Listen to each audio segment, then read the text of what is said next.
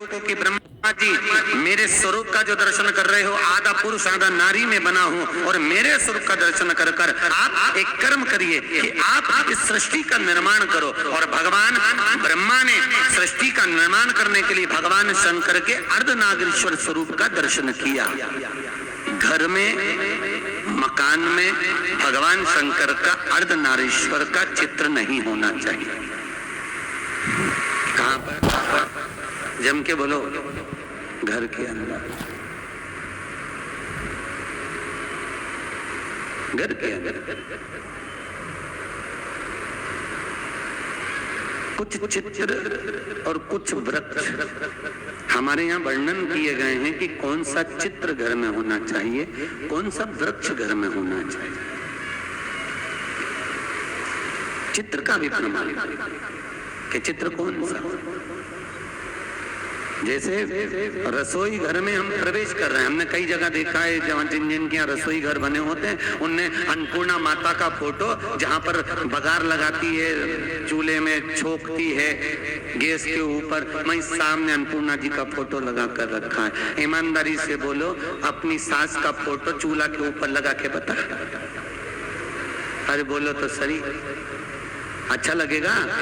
नहीं ना। अन्नपूर्णा का फोटो कहाँ होना चाहिए? शास्त्र कहता है अन्नपूर्णा मैया का जो चित्र है, अन्नपूर्णा मैया का जो चित्र है, अन्नपूर्णा मैया का जो फोटो है, वो जहाँ से अपन रसोई घर में प्रवेश करते हैं, प्रवेश करते समय अन्नपूर्णा माँ का चित्र उस सम्मुख में होना चाहिए। प्रवेश करते समय हम अन्नपूर्णा का दर्शन करके अंदर प्रवेश करें, ना कि चूल्हा जल रहा है उसके ऊपर। अन्नपूर्णा मैया का प्रवेश द्वार पर क्यों? अंदर जो भी जा रहा है, अंदर जो भोजन बनाने जा रहा है, वो अन्नपूर्णा के तुल्य है। पर आज के जमाने में महाराज जी रसोई घर तो हॉल के पास में बना देते हैं, सामने टीवी चलती रहती है और बहुएं भोजन बनाती रहती है। दिन भर वो नाटक में कहीं की ना कहीं की रोटी मिलती है, तो वो जो भोजन बनाए वो भी भोजन में टीवी देख देख के बनाए, तो नाटक का सारा असर वह रोटी में आ जाए। तो जो खाए वो घर में 24 घंटा रोता ही नहीं है, 24 घंटा रोता नहीं। भोजन, भजन, धन और नारी, ये चार पर्दे में अच्छे लगते हैं। क्या क्या?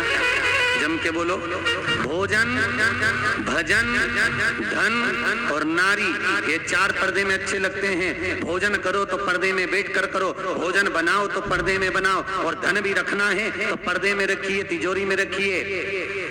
और भजन करना है तो गौमुखी माला भी अपनी गौमुखी के अंतर्गत होना चाहिए, भजन भी पर्दे में हो, और नारी भी।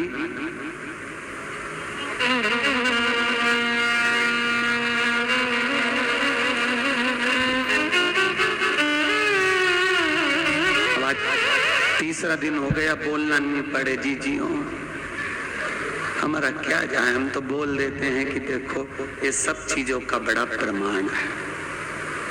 जरा सा वो भोजन,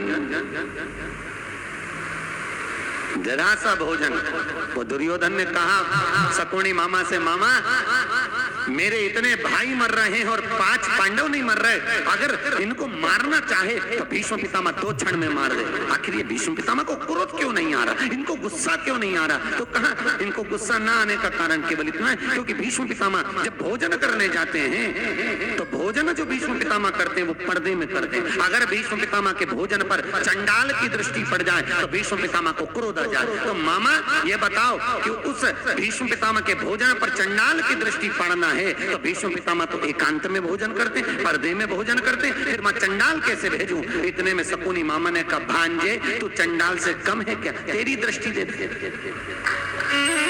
तो तेरी दृष्टि दे। और जैसे दुर्योधन ने कहा, मामा तुम मुझे चंडाल कह रहे हो? नहीं, कह नहीं रहा, मैं तो प्रैक्टिकल करने की बात कर रहा हूँ, प्रैक्टिकल करके देख ले। और जैसे ही दुर्योधन ने भीष्म पितामह के भोजन पर अपनी दृष्टि दी, और आज भीष्म पितामह ने संकल्प ले लिया कि कल का सूर्यास्त होते हुए अर्जुन नहीं देख पाएगा, मात्र भोजन करा और बुद्धि बिगड़ गई। ये भोजन का असर है।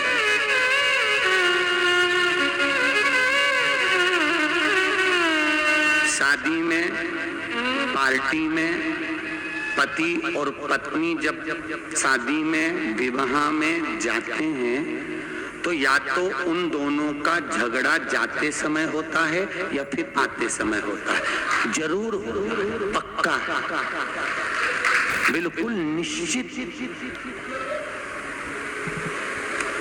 अगर अभी जाते समय अच्छे से जा रहे हैं दोनों स्माइल देते हुए, तो जब गाड़ी पे आएंगे तो वो आगे चलाता रहेगा और ये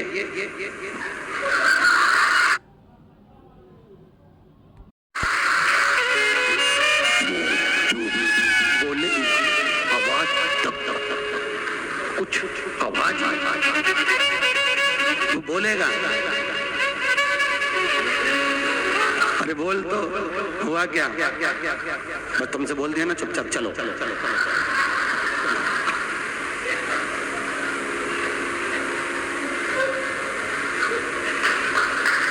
चलो चुपचाप, क्यों? अब कोई समझ तो पाया नहीं, कथा में समझ जाओ। भोजन का असर, जैसा खाया अन्न वैसा हो गया मन। हमारे अग्रवाल जी द्वारा रोज कथा के बाद में प्रतिदिन शाम को भंडारा प्रसादी रखी जाती है। क्यों?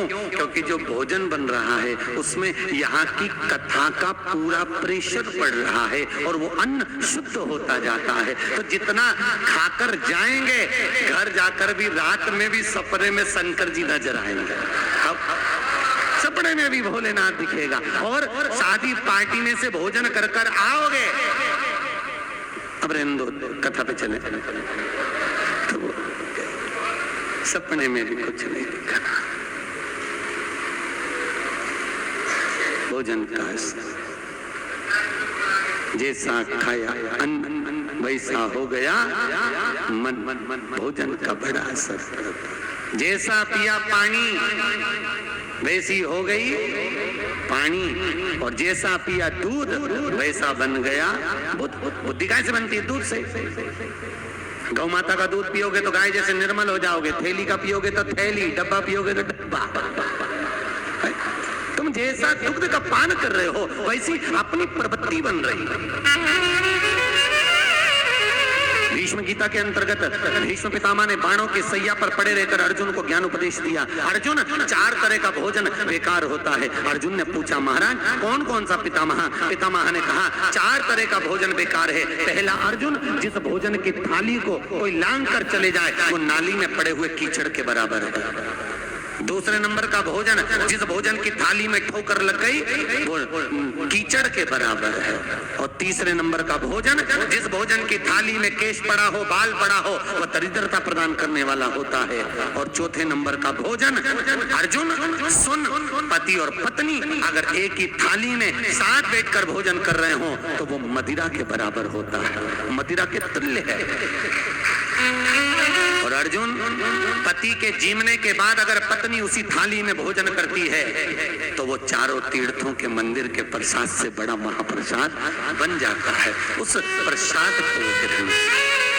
अब तुम्हें सास कितना समझाती है, बेटा साथ में बैठ के मत खाओ, पर तुम्हें बुरा लगता है। तुम्हें लगता है बताओ ये तो हमारा भला ही नहीं चाहती, हमारा बुरा चाहता है।